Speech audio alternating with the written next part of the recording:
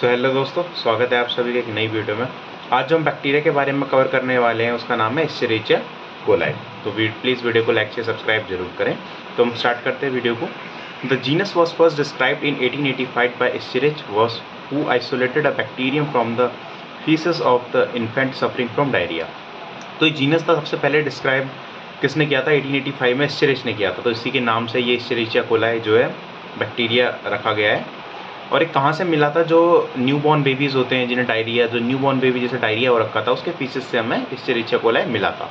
और मॉर्फोलॉजी देखते हैं कि अगर ये हमें लैब में मिले या फिर किसी कल्चर में मिले तो हम इसे पहचानेंगे कैसे। ग्राम नेचर जो होता है वो ग्राम नेगेटिव बैक्टीरिया होता है। एएफबी नेचर जो होता है नॉन एसिड फास्ट बेसिलाई होता है। शेप जो होती है वो बेसिलाई होती है, मतलब रॉड शेप होता है। अरेंजमेंट कैसे होता है? सिंगल भी हो सकता है, चेन में भी मिल सकता है।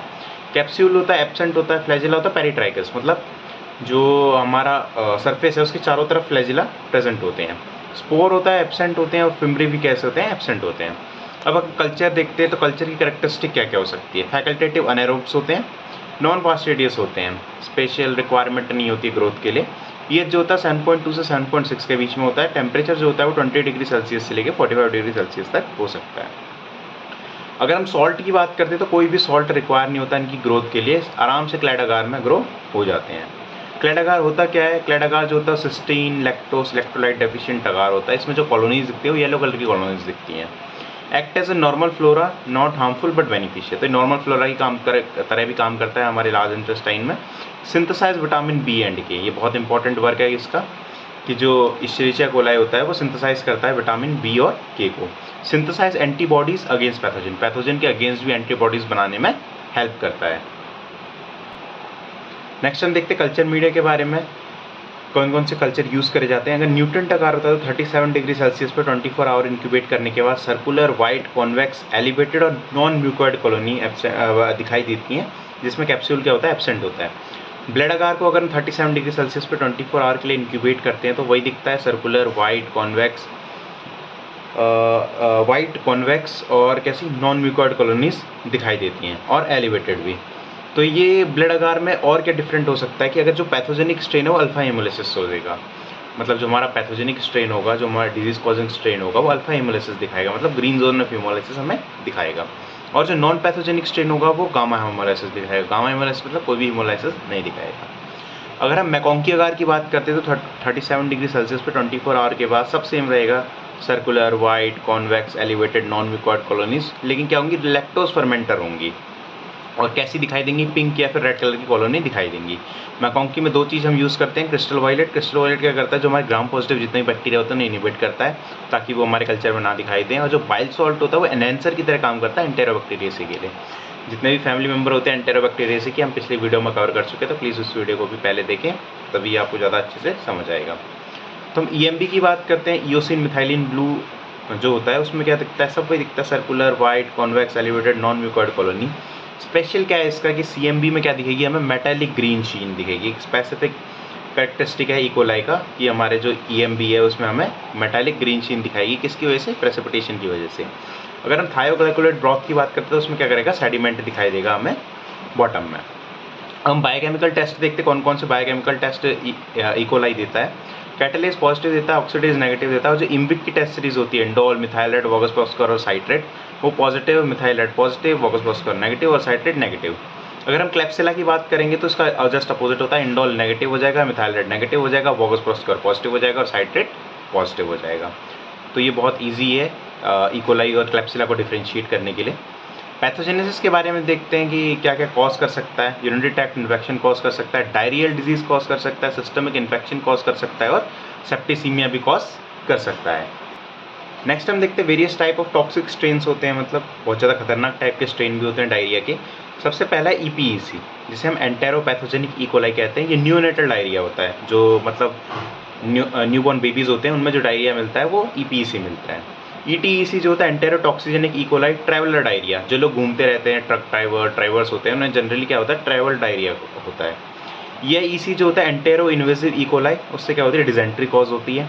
ईएचईसी एंटेरो हेमरेज इकोलाई, जिससे हीमोलाइटिक यूरिन सिंड्रोम कॉज होता है। नेक्स्ट है ईएईसी, जिसे हम एंटेरो एग्रीगेटिव इकोलाई कहते हैं, जिससे सीवियर डिजेंट्री कॉज कर सकते हो। ये हमें डिफरेंट टाइप के टॉक्सिक स्ट्रेन्स हैं डायरिया के।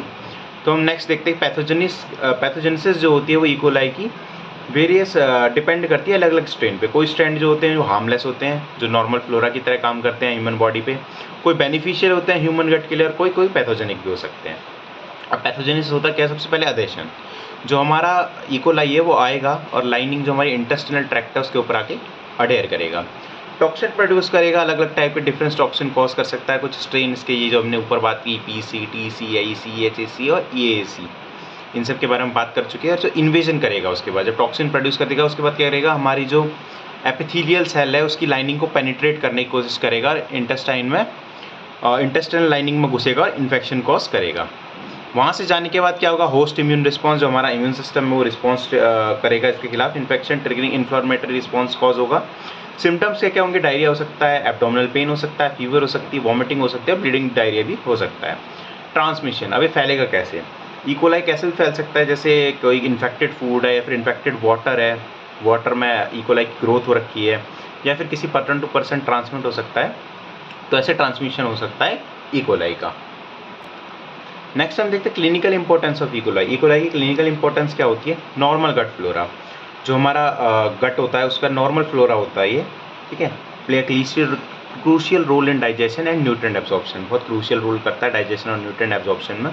इन्फेक्शन क्या होता है, some strain of E coli cause UTI, GIT infection, blood stream infection, कोई जो होते हैं स्ट्रेन जो वो urinary tract infection, gastrointestinal tract infection और ब्लड स्ट्रीम इन्फेक्शन कॉज कर सकते हैं।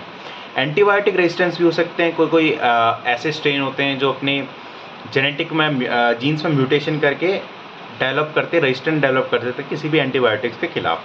डायग्नोस्टिक मार्कर की तरह भी ये यूज़ हो सकते हैं, certain strain of E coli can use as several diagnostic marker की तरह भी यूज़ हो सकते हैं। रिसर्च में और वैक्सीन डेवलपमेंट के लिए भी हम इनका क्लिनिकली इंपॉर्टेंस होते हैं ये। हम लैब डायग्नोसिस कर देखते हैं कि लैब में कैसे फाइंडिंग होगी इकोलाई की। स्पेसिमेन जो आएगा हमारे पास, मतलब सैंपल क्या आएगा हमारे पास, मिड स्ट्रीम यूरिन आएगी, कैथेटर से सैंपल आ सकता है, स्टूल सैंपल, ब्लड सैंपल, पस सैंपल, इनमें से कुछ भी आ सकता है। अगर हम डायरेक्ट माइक्रोस्कोपी करते हैं तो ग्राम नेगेटिव बेसिलाई होता है, ठीक है, तो हमें ग्राम नेगेटिव बेसिलाई दिखाई देगा डायरेक्ट माइक्रोस्कोपी में। अगर हम कल्चर करते हैं तो इसके बारे में हम डिटेल में आगे बात कर चुके हैं कि अगर न्यूट्रिएंट अगार होगा तो circular, convex, white, elevated, non mucoid, तो सब में दिखेगी कॉलोनी। अगर ब्लड अगार होगा तो उसमें स्पेशली अल्फा हिमोलाइसिस से होगा। मैकोंकी अगार होगा तो उसमें लैक्टोज फर्मेंटर होंगे और पिंक कॉलोनी शो होगी। क्लैड अगार जो होगा उसमें येलो कॉलोनी दिखेगी। ईएमबी होगा, यूसिन मिथाइलिन ब्लू अगार जो होगा उसमें ग्रीन मेटालिक शीन दिखाई देती है। अब हम एक स्पेशल टेक्निक के बारे में बात करते हैं जिसका नाम है स्टैंडर्ड लूप टेक्निक। इससे क्या पता चलता है कि हमें कितने हमारे कॉलोनीज़ हैं जो हमारे पे क्या कहते हैं बैक्टीरिया, जो हमारी यूरिन में इन्फेक्शन है वो पता लगा सकती है, ठीक है। Standard loop is use to culture a fixed volume of uncentrifuged urine.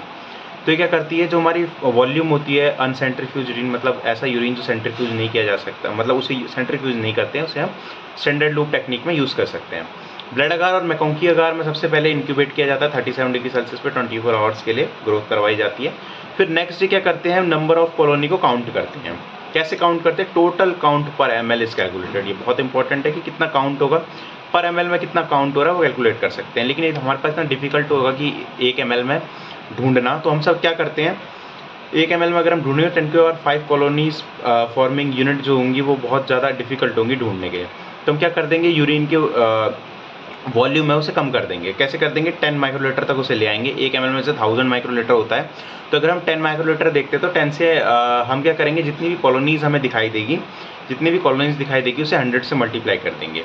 तो अगर हमारी ग्रोथ होती है हमारे कल्चर मीडिया में, जो भी हमने ब्लड अगार मैकोंकी अगार यूज़ किया था, तो उसमें हम देखेंगे कितनी कॉलोनी फॉर्मिंग यूनिट बन रहे हैं पर ml में। जितनी भी कॉलोनीज़ दिखाई देगी उसे मल्टीप्लाई कर देंगे 100 से। तो अगर 10⁻³ कॉलोनी फॉर्मिंग यूनिट पर ml में दिखाई देगी, उससे कम दिखेगी तो बैक्टीरिया नहीं है, यूरिन में बैक्टीरिया प्रेजेंट नहीं है। अगर 10⁴ दिखाई देगी तो डाउटफुल केस हो सकता है। 10⁵ दिखाई देगी, उससे ज़्यादा दिखाई देगी तो फिर एक्टिव बैक्टीरिया हो सकता है, हमारी यूरिन में बैक्टीरिया प्रेजेंट हो सकता है। बायोकेमिकल टेस्ट हम देख चुके हैं कि कैटालेज पॉजिटिव होता है, oxidase negative, indole positive, MR positive, box positive negative और साइट्रेट नेगेटिव होता है। नेक्स्ट हम लैब डायग्नोसिस में क्या कर सकते हैं, सीरोटाइपिंग कर सकते हैं। कोई स्पेसिफिक डायरियल केसेस हो सकते हैं जिसमें हम उसके अलग अलग एंटीजन्स को डिटेक्ट कर सकते हैं। जैसे O एंटीजन से हम सोमैटिक एंटीजन भी कहते हैं, H एंटीजन से हम फ्लैजेलर एंटीजन कहते हैं, और K एंटीजन कैप्सुलर एंटीजन, इनसे डिटेक्ट कर सकते हैं कि कौन से टाइप के डायरिया हो रखा है। और स्पेसिफिक टेस्ट कोई अलग भी हो सकते हैं, जैसे हम एलाइजा और पीसीआर भी यूज़ कर सकते हैं। तो थैंक यू गाइस, इस वीडियो में इतना ही। जल्दी मिलते हैं नेक्स्ट वीडियो में। प्लीज़ लाइक से सब्सक्राइब जरूर करें। Thank you.